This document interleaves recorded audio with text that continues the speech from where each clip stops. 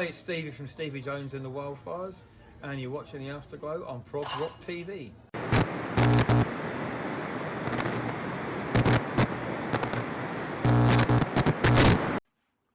Hello, Steve E. Hi, Steve. Stevie's fine. Hi, Steve. Yeah, tell us a little bit about yourself then. Right, thank you for inviting me to Afterglow for this interview. My name's Stevie Jones. I'm a local singer-songwriter, live in Kingscliff, which isn't far from Oundle, where we are now. And I've been making original music for about 40 odd years, and more recently, the last decade or so, fronting my band Stevie Jones and the Wildfires. So you were just about to release our 4th album. Well, we have released it on CD and download. And here's a copy of the CD, which is available now. So we've had a few pre-orders of this.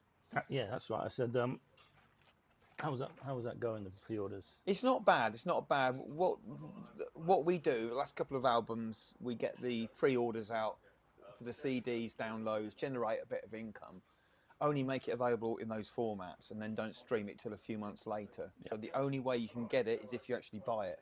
Yeah. You know, if you stick it all out of streaming straight away, you've lost that opportunity. So yeah, we've had a few trickling in. So it's not going to be released to Spotify and all that until probably October. So if people want to get hold of a copy now, then they've got to come to our site or come to a gig and buy a copy. So it creates a bit more of an exclusive buzz. And then of course we're backing up with you know, promo videos and things like that. You know, the promo video, it's a weird one now, because I'm sure you've noticed it. People's concentration span has like diminished to about that long. Yeah. And you know, you could spend hundreds of pounds on a really nice YouTube video, you know, with all the bells and whistles. But at the end of the day, most people only watch about 1.5 minutes these days, and then they switch off. You have all the analytics. So we're tending to go a little bit more for the sort of regular reels and stories and clips like that to bring people in through that format anyway. 14 days that follow the supermoon. 14 days that follow the supermoon. 14 days that follow the supermoon. 14 days that follow the supermoon. Hey!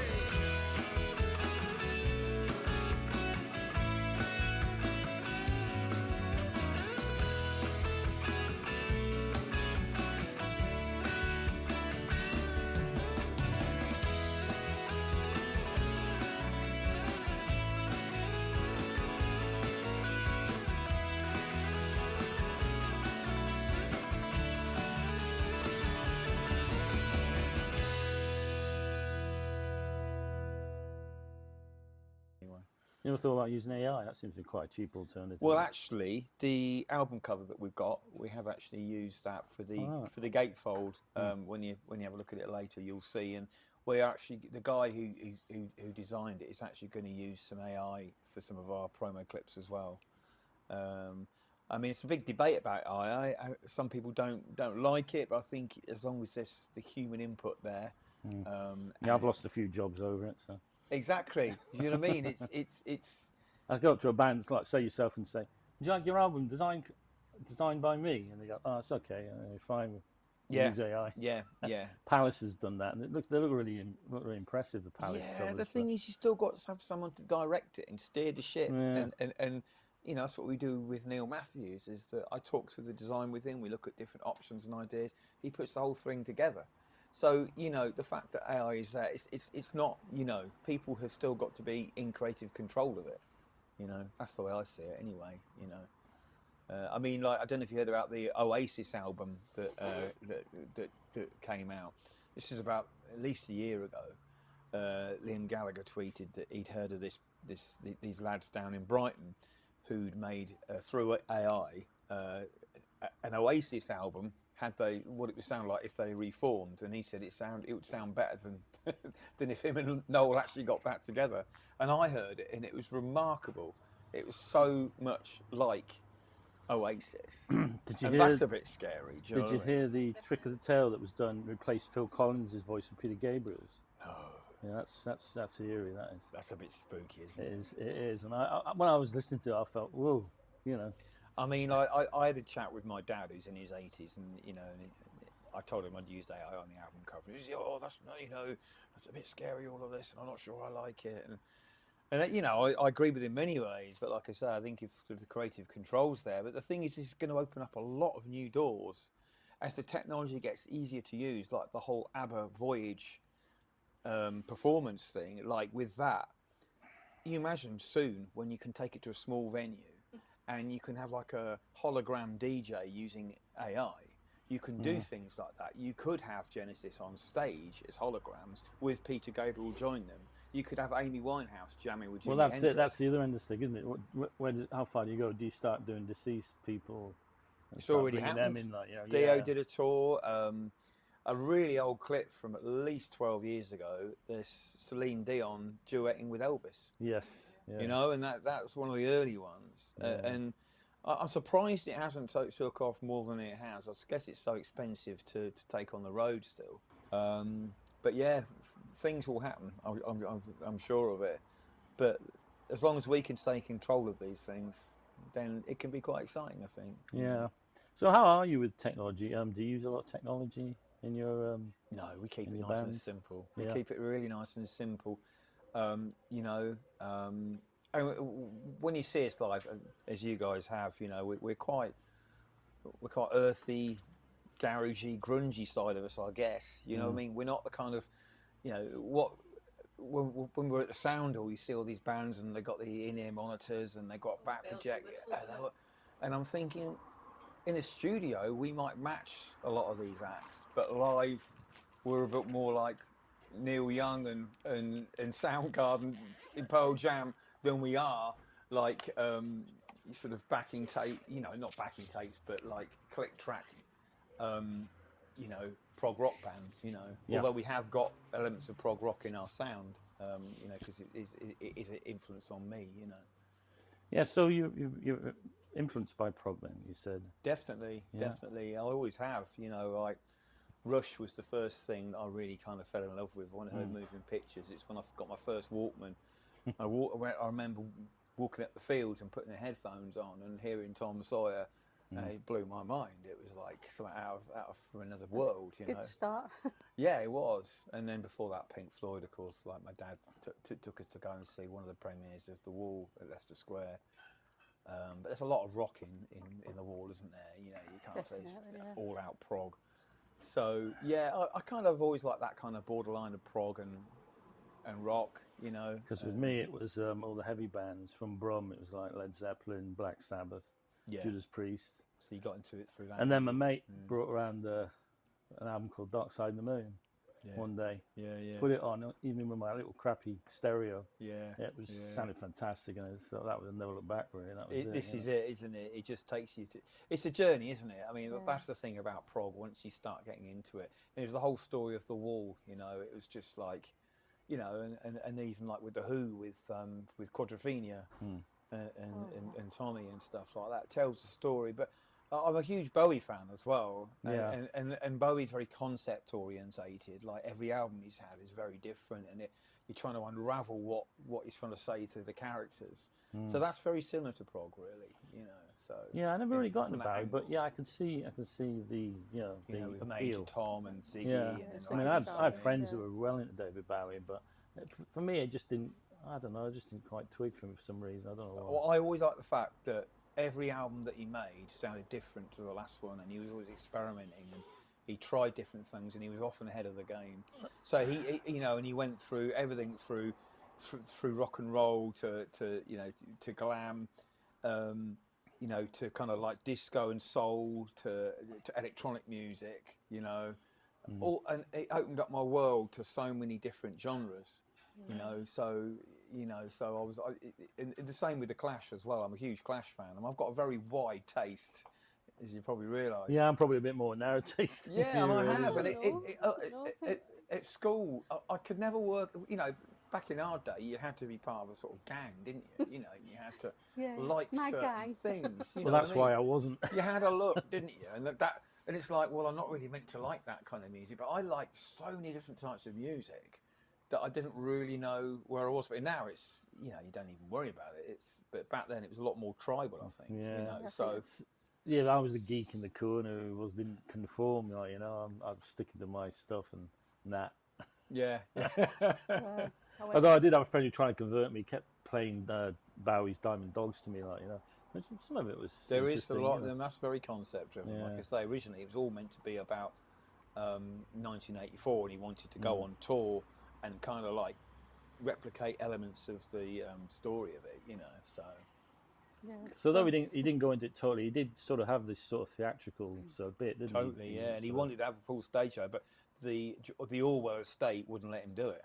No. So he had to scrap all these stage sets and everything, and then the tour for Diamond Dogs was what it was, and then he just used elements of it. So yeah, that was an interesting. So were you impressed when a band like Marillion come out in all his full makeup and or Pete Yeah, Nichols? actually, with Marillion's a weird one because like I knew of them, but I didn't really kind of connect with them at all. And it was only when Misplaced Childhood came out that a friend of mine said, you should really listen to Marillion. And I says, why? He says, it's just a normal bloke talking about everyday things, you Yeah, know. At the things that time, happen. you know, me and my mates used to hitchhike everywhere, and we'd go to the pub and have romances with girls and get a broken heart. Yeah. And as soon as I heard Misplaced Childhood, The Habit of it. the Windswept Thumb, and him talking about being in the pub and that, and him telling a story about all these things, it was just like, it was amazing. It was like, this guy's on my level, you know what I mean? And I really connected with it. So I went through that doorway, and then once I got into it, then I was went to the garden party that year, and I was just devout, you know what I mean? It was like, that was it, changed my world. Fisher's lyrics are very sort of, I mean, he describes himself as a writer rather than as Yeah. you know, a singer-songwriter sort of thing. I think it's very poetic. Some of his lyrics. I would describe myself as that. I started out writing poetry. Yeah. My granddad used to sit with me when I was really small and encourage me to write, and he used to write poetry and show me what he'd done. And so I was always keeping notebooks and things like that. And then in my teens, I started playing bass, and then in my first band, I was bassist and then lyricist. So it was like the songwriting thing came later. So I'd always put myself down as a lyricist first, and then, you know, singer later sort of thing, you know. So it's a bit of a parallel there from where he's at. So you say Rush was your first influence, or any other influences? What, like prog proggy wise? stuff? Yeah. Well, you said about the Zeppelin and stuff like that was more like your sort of rock, isn't it? But Yeah. but yeah, I suppose sort of later on. Did you ever get interested in Genesis? Yeah, well, Marillion, of course, it's like once I started reading up on Marillion, and I got really interested into kind of like their background, that they were just like four normal blokes, you know what I mean? Like, and it were just into quite unfashionable music, and I kind of liked that, and so I was like, what's all these parallel with, you know, with Genesis? And a mate of mine who was at school with he was a right old hippie, and he was into loads of old prog stuff, like Tull as well. He was really into Tull, and he was really into Genesis as well, particularly Gabriel here. And he used to sit and get stoned in his bedroom and listen to all this music that he used to introduce me to, and that was it really. And Peter Hamill, he opened me up to that. Various bands like that, you know. But yeah, the sort of Genesis thing. That came later. So when the neo-prog so-called revival happened around the early 80s, I mean, did you like Marillion? It wasn't really, bands like I say, it wasn't until about 1985 was Misplaced. But then I kind of, as the 80s progressed, I thought, you know, I bought the Yes albums that came out, you know, the 90125, Big Generation. I really liked those, and That's a good album. I liked them better than I did a lot of the early stuff, which some of the Rick Wakeman stuff was Not just Close to the Edge or anything like that. No, 'cause bits of it. I Yeah. could take a few minutes, but then bits of it I they get go bored. so a lot of the stuff do go on Get for a very while, busy. don't They they? do, and you know what I mean. It's a bit over the top.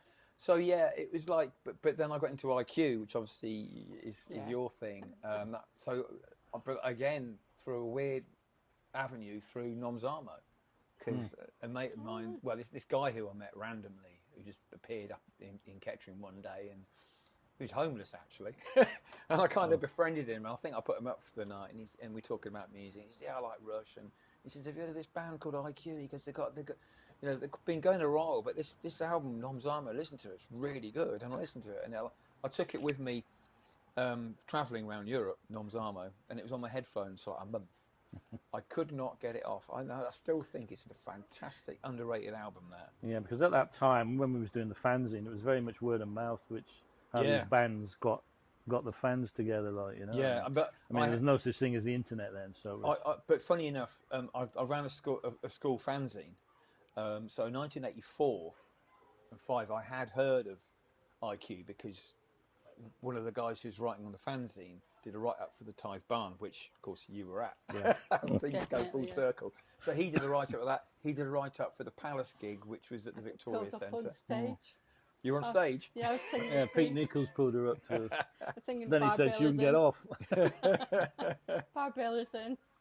But so I had heard of them, but it wasn't until Nomzamo that I connected, and then I bought The Wake, I think, after that, probably. Bought The Wake in about 1989 and really liked that. And I actually prefer that to the first album, which is, I don't know, most IQ fans are like, oh, you know. Did you ever sort of progress further with Ever? Did you hear Ever? Yeah, really I've listened to them all. Yeah, I love them all. I love them all now, and I still haven't seen them live. And really? You know, and they don't tour quite as much now. No, it's like unless you go up to Bury or abroad, you're not going to see them. You know. Bury, Islington, and then abroad. Yeah. That's right. I might see if I can go to the Islington one. It's Christmas, usually a Christmas gig. I've really got to see them. But no, you know, there's certainly IQ. You know, I really like them. I listen to It Bites as well. I think, don't know if you can call them proggy, but they seem, yeah, I mean, prog elements, you know. Yeah, they sort of drift into it, and some of the people that are now played with It Bites, like John Mitchell and that, you know, yeah, got like it's funny, yeah, they prog footprints. So I think there's No Man as well, isn't there? Yeah, I've got a few albums. No Man. No Man. That's yeah, funny enough, I was listening to them yesterday. It's a weird one with the whole Steve Wilson and Porcupine Tree thing, because I just, for some reason, I just didn't listen to them. You know, it's like you have bands like that. If you think, well, why haven't I listened to them? And it wasn't until the pandemic that, for some reason, I started listening to them, and it just opened up this box. And I was a delivery driver at the time, and all the roads are dead, and it just fitted perfectly. Porcupine Tree has got that kind of futuristic, dystopian kind of feel. So I just listened to it, and it just blew my mind, and it was a massive inspiration on my last album, Clarity in Dusk, and there's elements of Steve Wilson on some of the songs. that reminds.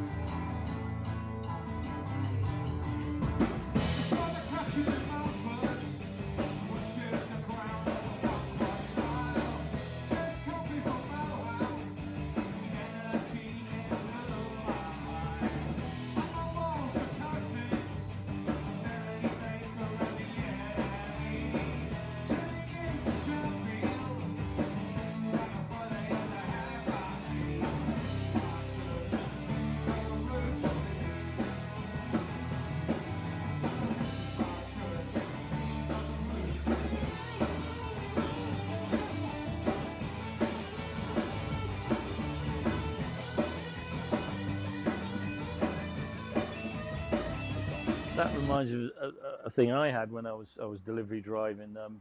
It was like early in the morning, the sun was up and the corn over the cornfields and that. I was listening to Porcupine Tree, and these helicopters come over and it's like something out of Apocalypse Now. Yeah, It's really heavy Porcupine Tree. It really fits track. So yeah, that kind of vibe, doesn't it? Yeah. It's just incredible. But you know, I love everything that Porcupine Tree have Are you done. going to see him on his next tour? I haven't bought tickets yet. No. Yeah, I don't. It's supposed to be an audio-visual extravaganza. Whatever that Yeah, means. and it's got. Cause I spoke to Nick Beggs at the Sound on. He's on the new album. Oh right. As is Randy McStein as well. Yeah, So hopefully yeah. they'll both be on the road as well. So you know, Yeah. it's going to be an interesting piece of work, I think, when we get to hear it. But no, I do want to see them. And yeah, I think listening to Porcupine Tree made a huge influence on me. I mean, my other huge influence, which is very different, like I say, I've got so many different genres, but Yeah. New Model Army for me, they were like my religion. You like the Water Boys as well? Don't you? Yeah, so that kind of like out folk kind of feel, although New Model Army or more like the Clash. When the Clash split up, I was looking for a band to take on the mantle, and a New Model Army were there, and I like you guys with IQ, I was like that with New Model Army. I follow them everywhere, and I still go and make sure I go and see them now. And their guitarist Marshall, who's no longer with them, he actually played on my album, and we're still gigging with his band Blackboard and stuff. Because New Model Army played the Marquee a lot, Marillion did, IQ obviously. And New Model Army used to speak highly of Marillion because they were on the same label. They were on EMI for a while. And I remember Justin Sullivan from the band saying, I really respect Marillion because they've built up their following from the ground up. You know what I mean? They're not just bought hype. And I always respected that. Yeah, there's a lot of bands that seem to say that about Marillion, actually. Solstice was praising up as well, and the Andy Glass it's a thing. I think it's like us. I mean, I think we've been into Marillion, 40 since Script, and it's some Script for by Justice. 82 when somebody sent us something. Yeah. That's the thing now with bands now, isn't it? I mean, they seem to get the quick route. They jump on the internet, get billions of plays, and then get noticed and that way. unfortunately, they're the ones that you tend to hear. It's the ones that pushed in front of your face with sponsored ads, with things that are linked in with algorithm. I mean, before it used to be you'd open up the press and you'd read, Sounds, Melody Maker, Enemy, and you'd read about these bands, and then you might go and see Afterglow Fanzine. yeah. But all those things. That's Yeah, it. And now it's Prog Magazine's great, but there's only a certain niche that will read it, and they will jump on the bands and check them out. But generally, your average person is algorithm led, and the algorithm's sponsored posts that cost money. I think a lot it's YouTube as well. I've found new bands on YouTube. If you're sort of searching, you might get the odd thing and you think, but you need to have a lot of to get into people's algorithms. You need a lot of followers, and a lot of it costs money with sponsorship. And it's the same with Spotify. I'd love us to be on more Spotify playlists with our stuff, but we're not. And it's. I love it when I discover a band when an album's finished and you've left it on, and then suddenly this other band comes on. Oh, who's this? That's really nice. Yeah. So we've got the album launch coming out as well, coming up on the 16th of August at the Musician. So looking forward to that, and it'll be a chance to play all the new songs and stuff, and I've got some really good support as well.